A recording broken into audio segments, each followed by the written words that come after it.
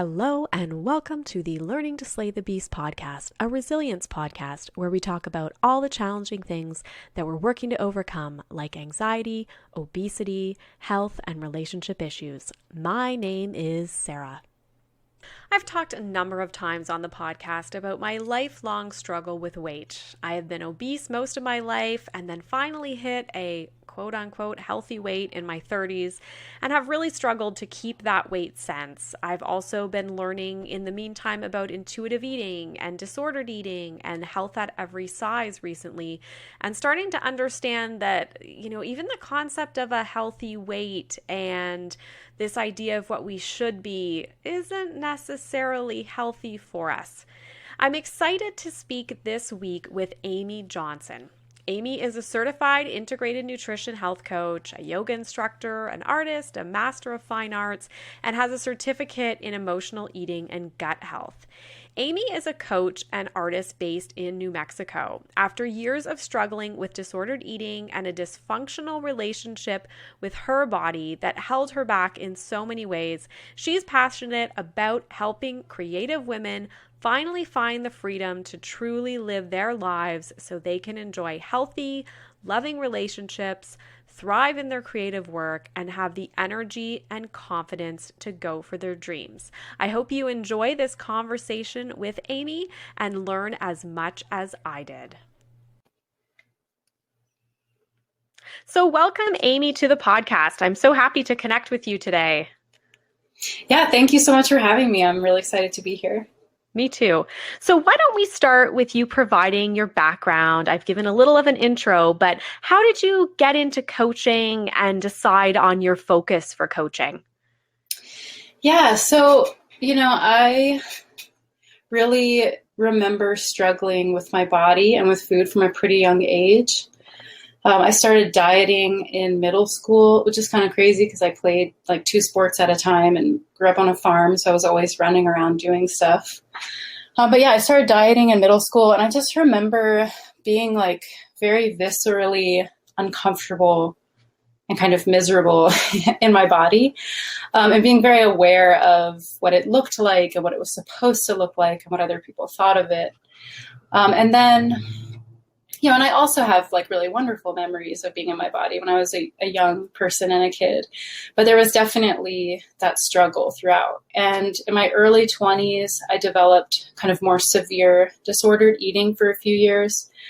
And then in my late 20s, I started a new relationship that actually had the potential to be really healthy and really great. And so that was the point at which I decided I was ready to actually address this. I didn't want to be like sneaking around and lying to my new person. And I wanted to actually have a chance at like being healthy and happy and having, being able to enjoy food and not have dysfunction around that. So that was kind of when I started my healing journey, which I pretty much did totally alone because at the time, I didn't talk to my friends and family about it, and I was kind of ashamed and I hid it from people. So I was like sneakily ordering books on the internet, and I ended up getting really into a yoga practice, and I had my writing practice, and I'm also an artist. So I had an art practice that were really healing, and just through a lot of different kind of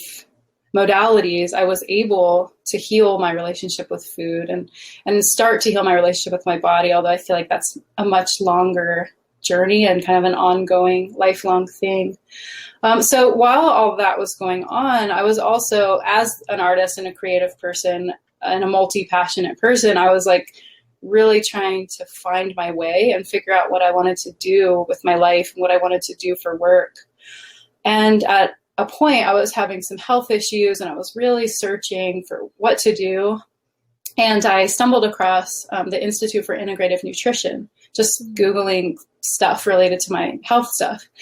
So I ended up actually deciding to study through the Institute for Integrative Nutrition, or IIN, to become a health coach.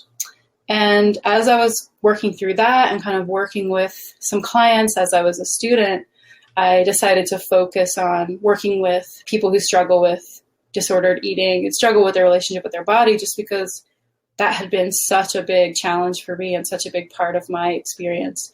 And I it was such a big struggle for so long for me. And when I finally was free of it, it made such a difference in my life that I just feel really passionate about helping other people do it much more quickly and sooner, hopefully, than I had to do it, if that makes sense. Mm-hmm. No, absolutely. And similarly, I've had quite the journey and I'm still on it, I guess, like as you say, in terms of body, but also food. Mm-hmm. So why do you think that so many of us do struggle with our relationship with our body and then our behaviors with food? Like, what are some of the root causes that you see? Yeah, I think that's such a good question, because I think so many of us do. I think so many more than we realize. I mean, one thing I kind of want to say to preface the answer to that question is I think that we all start out as intuitive eaters. Like, we're all born with this ability to know when we're hungry and when we're full. And then, of course, over time, it gets kind of messed up. So I think that I just wanted to say that at the beginning, because I think it means that we all have that ability within us. It's just, it gets lost. And so it's, the point of saying that is that we all have the potential to get back to that. But yeah, I think there's a bunch of things going on. I think one, maybe the most obvious thing, is the kind of bigger social, cultural messages that we get, and the fact that there's so much, diet culture that we live in. And so we're just from the get-go, just getting all these messages about, a very clear message about what our body should look like. There's a very clear kind of ideal. I think that's finally starting to shift, but for my whole life, there's been like a very clear ideal image of what a body should look like. Mm-hmm. And so, we got these messages like, if you don't look like that, and there's something wrong with you, or you're doing something wrong, or you need to work harder, and blah, blah, blah. So there's the bigger social, cultural messaging that we get. And then I think everybody has their own unique personal experience. And so there's messages that people get from their family and their community. And even if somebody has like amazing parents who are doing their best and love them and trying their best, probably most of us still got messages about, it's like, if you're a child and you're like, I'm hungry, and then the parents like, well, you shouldn't be hungry, you just ate, or you can't be hungry yet, we're going to have dinner in an hour, or I'm full, but you have to clean your plate, just like little stuff like that. Plus bigger things, plus more kind of damaging comments about bodies and food. I think that gives us the message that our bodies are not to be trusted, and that we should, we should kind of look to an authority. So we just sort of, I think over time, even if nothing major happens, little things kind of build up to teaching us that we shouldn't trust our bodies, and we unlearn how to trust our bodies. And so then we start looking to external sources. And then another thing too, I think, is, experiences that people have and trauma that they have, and they go, everybody, I believe, has trauma and goes through painful experiences. And if you don't have the tools to sort of process emotional stuff, then we'll tend to move in the direction of coping mechanisms, and figuring out ways to cope. And I think that behaviors around food and behaviors around body and controlling the body and self-worth issues, I think that those can often become coping mechanisms, because food is such an integral part of our lives. Like, we have to deal with it every day. And another thing about food is that it's so wrapped up in nourishment and caring for our bodies. And so I think if you're struggling with emotional pain or struggling with self-worth, that food can be an area that can get really complicated, because it has to do with nourishing and caring for the body.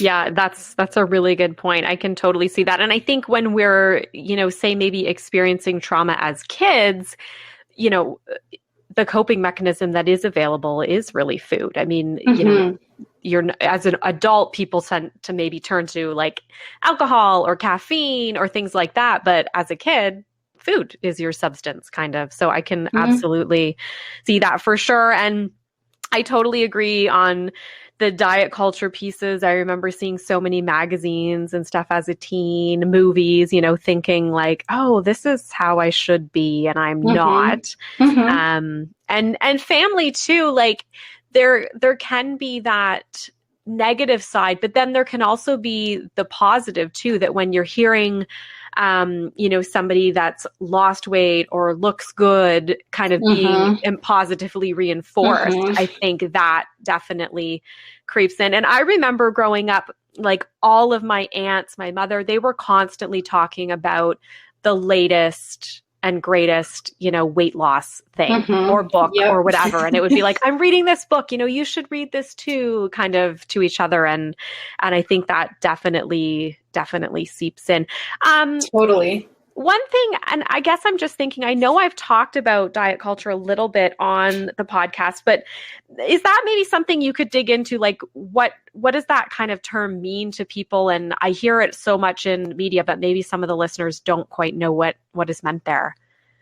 Yeah, I mean, from the way that I understand it, it's just sort of the idea that dieting and talking about diet is such a big presence in mainstream culture, and at least in the United States.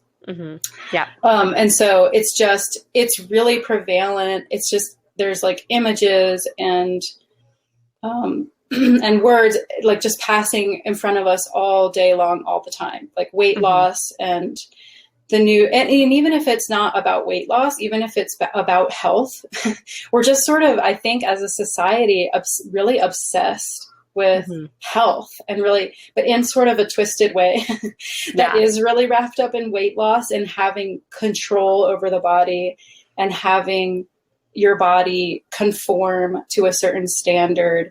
And I think that like why it's that way is a super interesting conversation, getting into, well, why is our culture that way? And I think, a lot of it is rooted in oppression and control. And I think that can be really interesting to get into. But in terms of what is diet culture, I think it's just, if you start to pay attention to your daily life and the messages that you see, like as you're looking at social media or magazines or TV, there's just a lot about diet, whether it's about losing weight or whether it's about health, quote unquote. No, absolutely. For sure. That makes a lot of sense. And yeah, it is just everywhere. Like it's kind of one of those things that it's almost really difficult to avoid it. And then I think you can start to notice the messages and maybe then feel like, oh yeah, I am being marketed to. There is such a huge industry behind fueling diet culture, really, like in terms of the weight loss industry, all of the body shaper type clothing that's available. Like there's just so much about us looking this ideal way. And I totally agree on the oppression comment. I think for women, it definitely seems that the focus is on body shrinking, right? And being small and sort of in a non-feminist kind of way, I guess is how I see it. But that's really helpful.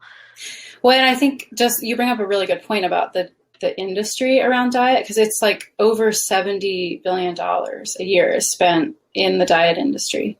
Yeah. That's just crazy. Think about what we could be putting that towards, right? So I guess, you touched a little bit on disordered eating. And I think so many of us feel like we know what that is. Growing up, I had seen and read about bulimia or anorexia and things like that. But I'm starting to see that disordered eating is much more than that, and it's much more common than just some of those extreme cases that you heard about growing up or that you saw in like an after-school special kind of thing. And it took me a long time to realize really that I am dealing with disordered eating and what that is. So maybe you can point out some of the, like, be it symptoms or things that we should be watching out for, either, with ourselves, our children, our colleagues, kind of thing, people that we're in community with. Yeah, it is so common. And I use the word dysfunctional when I'm talking about what I do. And the reason for that is to just allow for a really wide range of behaviors. Mm-hmm. And so there's really severe disordered eating that I think, what you're talking about, that most of us think of, like anorexia or bulimia. And then, I think that there's a range all the way to it just sort of takes up a little too much of your brain space, Mm-hmm. or it's like a little too stressful. So I think there is a really wide range. I also think that it's so, talking about diet culture, it's so normalized. So, it's like both of us as kids saw all the, mostly the women in our families like dieting and trying new diets and talking about it. So Mm-hmm. it's just so normalized to be kind of obsessive about that I think we don't realize that it's dysfunctional. So yeah, I mean, I think in terms of things to look out for, I think like specific things could be, if you find yourself, if you're obsessing over calories or tracking calories obsessively, counting or tracking or counting nutrients, if you find yourself stressing a lot about food, or stressing out about exercise, or if you're like trading food for exercise. So I ate this, so I need to go work out in this way, or I didn't work out today, so I can't eat this. I think if you notice yourself withdrawing socially, so like not wanting to do something because there might be food there and it's just too stressful to deal with. And I also think if you reflect and you find that your self-worth and your value, the way that you think of your value is really wrapped up in what your body looks like, maybe just in general, but also to other people, I think that's something to watch out for. And I think that's really challenging because we're like literally taught to do that. Mm-hmm. I mean, speaking for myself, I was taught that my value as a human being and my self-worth was wrapped up in what I looked like. And growing up as a girl, I was specifically taught that it was wrapped up in what I looked like to men, like how attractive I was. Mm-hmm. So that's super challenging because it's like, I think it's really, really common, but I think that's something to be aware of and kind of watch out for. Yeah, that makes a lot of sense. And I agree. I think, so much of the magazines and things that we've seen, especially in those teen years, movie-wise, all of that, it definitely sets up that worth, self-worth coming from how you look. Think of how many of those kind of ugly duckling turned glamorous type oh my gosh, yeah, movies there are, right? Like that's exactly like you get what that's telling when us. You look a certain way. Yeah, exactly. For sure. And yeah, I can totally identify with that stressing about food. I know I've went through periods where, having tried a diet in the past, and then you just kind of hit where you're like, I don't even know what to have anymore. Like I'm not even sure. That confusion kind of comes. And then I could see, especially with COVID, and a lot of people have said that they've experienced a weight gain and things like that. And people sort of feeling that shame around it. Like, well, now I don't even want to go out. Like I've heard that kind of comment. So when you pointed out withdrawing socially, I can really see that as well. Yeah, I think in general, if it's getting in the way of your quality of life or your ability to enjoy your life, then maybe it's something to look at. Mm-hmm. Yeah, that seems like a really great test. So let's get into a little bit about your coaching. What kind of tools do you provide clients then in order to help them heal their relationship with food and their body and sort of get them onto, I guess, the right healthy track? Yeah, so for me, I think something that's really, really important, and the first thing that I do with clients is get to the root cause. So kind of, talking on an individual level about stuff that we're talking about today, like thinking about getting to the root cause of why they developed the behaviors that they developed, why they have the thoughts that they have and the beliefs that they have about their body or about food. and just like really unpacking that and kind of putting responsibility where it belongs and kind of taking it off of them a little bit, like it makes sense that you have these behaviors and it's not your fault. And at the same time, like you get to choose what to believe and how to feel moving forward. It takes work and it takes practice, but so getting to the root cause, I think, is really, really important. And then also doing work around emotional intelligence, because like I was saying, in my case, my disordered eating was really a coping mechanism. And, essentially I just had a bunch of really big feelings and like some pain that I just literally didn't know how to handle. And so I had to come up with a way to avoid it and to numb myself out. So that was how I developed my more severe disordered eating. And so working on emotional intelligence, working with being able to, first of all, feel safe enough to feel your feelings and feel safe enough to kind of be in your body and feel what your body is experiencing. And then, and being able to know what you're feeling and have tools to be with those feelings and to cope with those feelings without having to turn to food or to sort of beating yourself up. So then another really important piece is self-compassion and shifting from, using self-compassion as a motivator for change, as opposed to like self-discipline or self-punishment. And then a really big tool that I use with my clients is intuitive eating. So I kind of do some foundational work first in terms of like being able to feel connected to the body first, because intuitive eating is all about relearning how to listen to your body's cues and actually eat when you're hungry and stop eating when you're full, and eat what you want to eat and know what you want to eat. And kind of like having an internal guide post for that, as opposed to looking to external sources to know what and when to eat. So intuitive eating is a big part of it, but I kind of do this foundational work to kind of get ready for that. Okay, that makes a lot of sense. And with some of the like replacing the coping mechanism piece and the self-compassion, like are there specific tools that you're using? Like is journaling something, or meditation? Are there different things like that you're working in? Yeah, for sure. I think I personally find writing to be a really powerful tool, just as a way to reflect and connect with yourself. I give my clients a lot of writing prompts and writing exercises.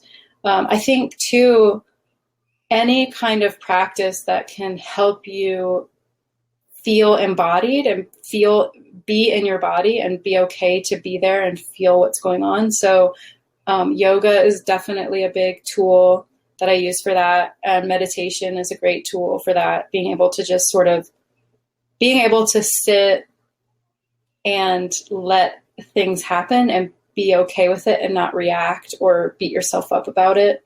And then I think also just talking and sharing with another person is really powerful. So the conversations that we have, I think, are really important. And in terms of self-compassion, I really think that is just sort of an awareness and a practice. So once you start to, the first step is to really notice how you talk to yourself. Like noticing self-talk is something that I do with my clients and I've done with myself, constantly. But just first noticing how you're treating yourself and noticing how you talk about yourself, noticing your thoughts and your words and your beliefs, and sort of noticing if it's compassionate. And usually it's not. Usually it's pretty harsh. And then from there, once you've noticed, then you're aware of it, then you can start to shift it. And it just takes time and practice of constantly and each moment trying your best to be compassionate to yourself, trying your best to talk to yourself in a different way. And it just takes time. But the thing that I say to people to encourage them is like, it took you, however many years, like 20 something, 30 something years to get to this point, and you've been talking to yourself in a certain way for a really long time. So, once you become aware of it, that's huge. And then it's going to take some time once you start talking to yourself in a different way for it to really sink in and for you to really feel the change. Yeah, that makes a lot of sense. You're right. And so it seems like you're focusing for sure more on working with women. Is there sort of a reason for that? Are you finding, that this is more prevalent with women? Yeah, I mean, statistically, disordered eating, statistics are tricky because a lot of times it doesn't get reported. I mean, my personal experience, I never went to a professional or like a facility about it. So I was never part of the statistic. Right. But statistically, from what we do have, women are definitely, there's a higher percentage of women that struggle with this than men, but men definitely do struggle with it. I think that disordered eating affects people regardless of age or gender or body size or ethnicity. And I think basically anybody whose body doesn't conform to the standards and the ideals that are presented, kind of socially, is going to be at a higher risk for developing disordered eating. and also people who are in groups that have been oppressed historically and marginalized tend to have higher risk and higher percentages. And the reason that I work with women specifically, mostly, is because that's my embodied experience.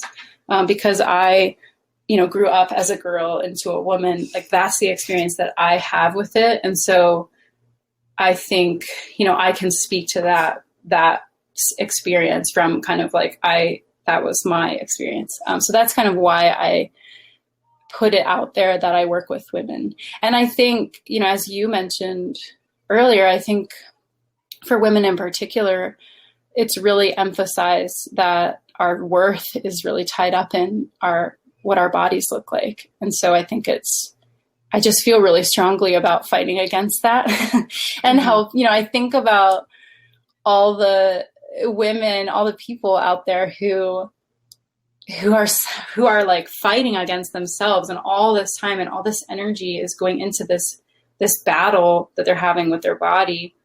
That could be, just think about all the amazing, wonderful things that could be happening in the world if people weren't having to struggle with this. Yeah, and it's such a challenge. I've been trying to immerse myself in sort of understanding more about intuitive eating, listening to podcasts, reading books, things like that, and the health at every size movement. But I do find then it's almost like a culture shock because, you maybe meet up with somebody and you're talking with them, or you put on a TV show and they're talking nonstop diet culture. And so then you're like, wait, I was trying to think this way. And then it just comes ramming back at you. So I think, yeah, it's definitely a challenge. Yes. So I know you mentioned that you draw from intuitive eating, and I'm assuming in your coaching also the health at every size movement. Are there other things that you're really using as kind of guidance for how, where to send people for resources or how to approach your coaching? Yeah, definitely health at every size and the intuitive eat. So health at every size is a movement and also a book.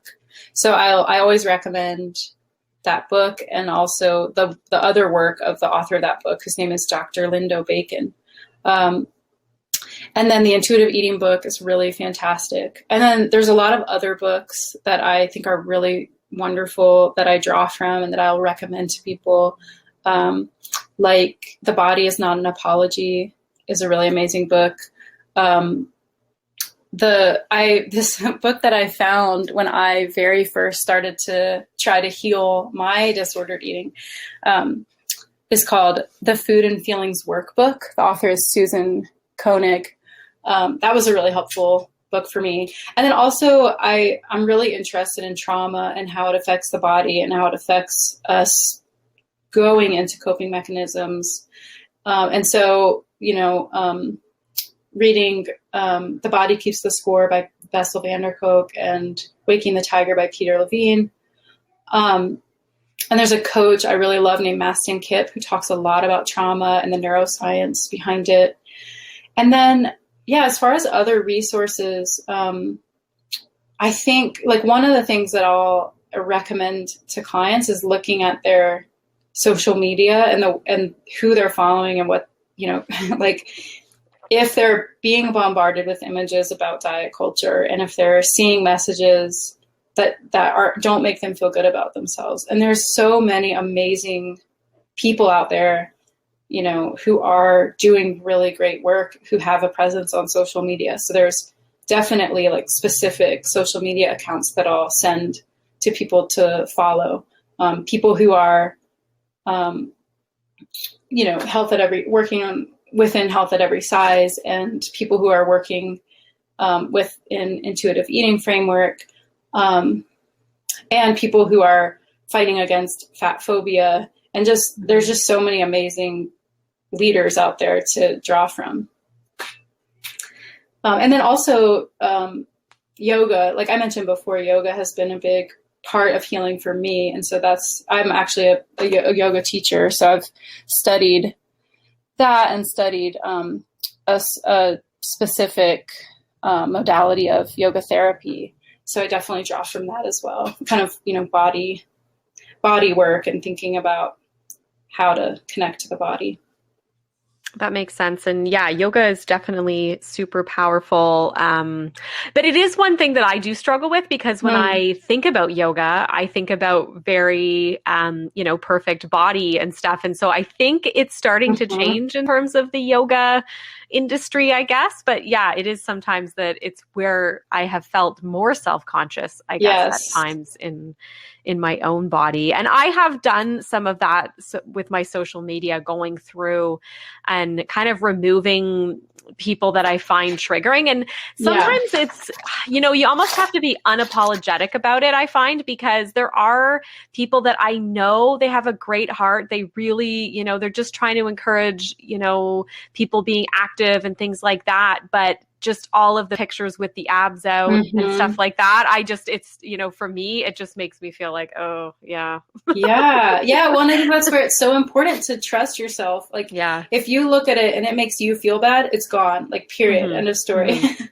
And there's so much good stuff out there that can help encourage you and make you feel like, I mean, I studied art and art history. And so like, I'm super aware of how powerful images are. And I actually really feel a difference when I'm looking at content on social media. I'm looking at images of people with lots of different size bodies. It really helps me actually start to be more like to embrace my own body more. And of course, it's like we said, it's like a lifelong journey. So there are going to be days where it's easier or harder for me to feel good about my body. And I really do find it practically helpful to look at bodies that are different sizes and not the typical, like thin, idealized body of our youth. I grew up in the 90s, so it was like the skinniest time ever in history. The waif, right? That was the term. Yeah. Oh my gosh. Yeah. No, I agree. What do you say to people though that kind of take a negative in terms of intuitive eating or health at every size and say like, well, it's just kind of an excuse to do what you want. You're not really thinking about your health. And that sort of approach where, oh, well, you still need some kind of restriction in that. And how do you kind of explain it to people about why this is something that's best for everyone? Yeah, I mean, I think that thinking is really rooted in fear of and sort of mistrust in the body. It's because, the thing is if you can really, and this is hard, I'm not saying this is easy, but if you can really get on board with the fact that your body is intelligent. It does know what's best, and you can trust it, that you really can trust yourself. Mm-hmm. That just kind of becomes a non-issue because, you know, I think it's a complicated process, but our bodies are incredibly intelligent, and they do want, I think that we do want to feel good, and we do want health. And the reason that I think that gets complicated is because if we have trauma, mm-hmm. we will go through periods where we're actually like, where like feeling good actually doesn't seem like an option, or it is inaccessible, or, you know, and so somehow we're actually like on a path of feeling bad or doing damage. Mm-hmm.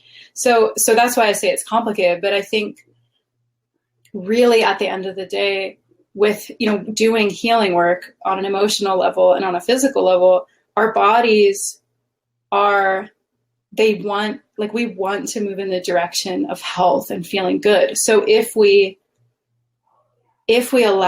really truly trust ourselves and really truly give ourselves permission, we may go through a period of time where we're going to choose all the stuff that was restricted, because that's right. Just like, that just makes sense. Like if you weren't allowed to have something, you're going to go through a period where you're going to want to try it, because there's sort of a rebellious element to that, because it was like, you know, boundaries were crossed and we were not allowed to have something. And so we want to rebel against that. And that's a good sign, because it's like, that means you're wanting to, like, you want autonomy, you want agency, and you want power back for yourself. So there may be a period of time where you're gonna eat stuff that isn't as nutritious or nourishing, but you'll start, you know, if you slowly start to if the focus is on nourishing the body and feeling good, you're naturally going to move in the direction of making choices to eat foods that make your body feel good and that are nourishing for your body.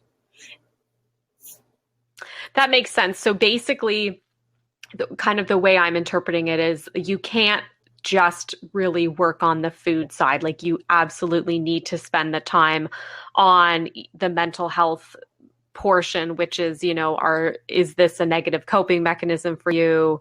You know, are you using self-compassion? Like, all of those things kind of in tandem. Does that make sense? Yeah, I think so. I think that's a really good way to think about it. I think that is gonna, if you're doing healing on that level, then that's going to prevent, you know, I think the fear around like just doing damage to yourself, if that makes sense. Mm-hmm. Mm-hmm. And just kind of going rogue or whatever. Yeah. Well, it's just like, I've read so many books and talked to so many people, and like, I've literally never, ever, ever heard of anyone who just went rogue and stayed rogue and never stopped. You know, like, people will go through, somebody might eat cookie dough all day, every day for a month, and then they're going to get sick of it. Yeah. And then they're going to be like, I think I want to eat a vegetable. Yeah. No, that makes a ton of sense. And I guess the other thing that's kind of popping up for me is, you know, I have an 8-year-old daughter, and I am so nervous given all of my kind of issues and baggage around food. I mean, yeah, I was like put on Weight Watchers as a 13-year-old. I was in an obesity clinic, you know, around age 11, 12. And it kind of just carried on throughout my life, ups and downs in terms of, you know, my struggle with self-worth, with weight, all of those things. And so how do you kind of coach in terms of people who are then parenting the next generation, and what is the best way to put them on a path that doesn't end up on this roller coaster that many of us have been on? Yeah, I love that question. I'm so sorry that you had to go through all of that. I think, well, so on a practical level, the book Intuitive Eating has a whole section in the back about parenting, which I think could be really useful for people. But yeah, it's so hard because you want the best. I mean, I know, like, I have clients who have children, and part of their actually drive to change, to start to actually address this and change, is because they have children and they don't want to pass it down. So, and I think that's really the key is being willing to look at yourself and heal, be working on healing your own relationship to your own body and to food, I think is the best way to model for your children, healthy behaviors. And then I think, in terms of the intuitive eating approach, kids are basically natural intuitive eaters. And so I think, if we start to want to control their behavior around food and their bodies, it's out of genuine care and wanting the best for them, and having fear that they're gonna, not be healthy, or they're gonna be treated a certain way. So I think really kind of being aware of that fear and trust, it's the process of it's similar to the process of trusting your own body, like trusting them that they know. Now that I'm saying it, I feel like that's super, super interesting and could be healing on multiple levels, because trusting that your child knows when they're hungry and when they're full and what they want to eat, that can sound really scary. Mm-hmm. So what if they just go crazy and eat cookies all day and they're not healthy? So I think, and it's probably similar to the journey of trusting yourself. It's going to take some time and some practice, but I do think that kids want to feel good in their bodies, and they're going to make good choices. And so kind of trusting that, just like just like the process of trusting yourself. But there's some really great practical tips in the intuitive eating book. And there's also some great people on Instagram who talk about this specifically, or on social media. I'm sure they're on other platforms too, who talk about specifically parenting in an intuitive eating way. Okay. Yeah, that's really helpful. Okay. Sounds great. So are there any other tools that you would want to point out to our listeners, or any other, I guess, advice if somebody's maybe just at the start of exploring intuitive eating and their food relationship? Yeah, I think what I would say is to get curious, get really curious about your relationship to food and your body, and rather than, replacing judgment with curiosity. So instead of kind of thinking about, if you start to think about your relationship to food and your body and it's bringing up really negative feelings and you're kind of beating yourself up or judging yourself, see if you can replace that with curiosity, and get curious about what your dynamics are with food. And get curious about, because I think you can learn a lot, and I think it can be a really great opportunity for healing. One of my colleagues talks about her eating disorder as an eating discovery, because she felt like it really when she started to examine her relationship with food, it really opened up her whole world of examining, her whole life, which can be, it can be a lot, but I think it's a really great opportunity. This coach I mentioned, Mastin Kipp, he talks about replacing the word disorder with the word response.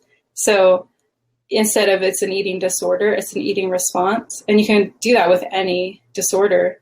But, the idea being your behaviors have a purpose. You're responding to something, and your body and you are actually really intelligent, and you found a way to survive, by responding to some crazy stuff in the best way that you knew how.